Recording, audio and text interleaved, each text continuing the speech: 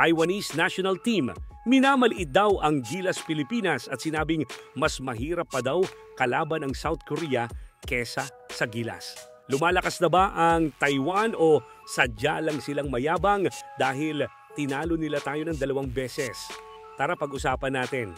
Pero bago yan, like and subscribe lang mga idol para sa latest basketball news and highlights. Ngayong naglalabasan na ulit ang rivalry ng mga bansang kasama sa FIBA World Cup qualifiers, unti-unti na namang umiingay ang mga issue sa mundo ng basketball, particular dito sa Asia.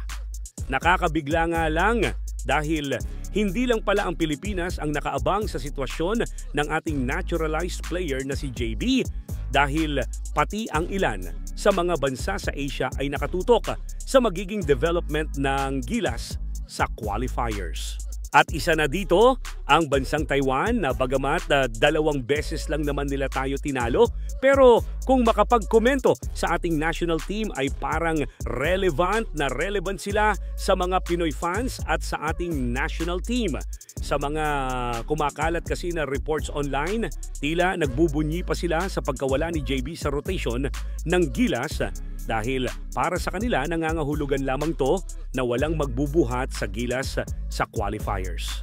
Minsan na rin nag-comment ang coach ng Taiwan at sinabing mas madali pang kalaban ng Gilas kesa sa ibang Asian teams na lalong nagpainit sa dugo ng mga Pinoy fans na nagresulta sa mga di inaasahang komento ng Pinoy fans sa kanila.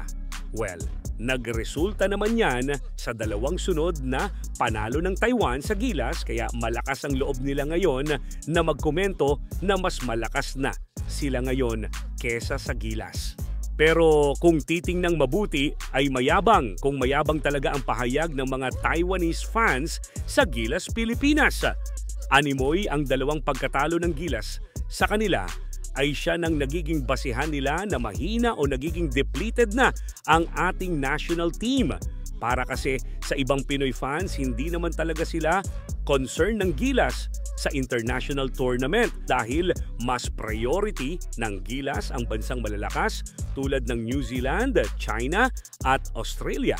Dahil nasa mga bansang to ang totoong challenge at wala sa mga mahihinang team tulad ng Taiwan na tinatambakan lang natin dati. Pero syempre, bilog ang bola, masaya naman tayo na nagkakaroon ng maliliit na rivalry sa Asia.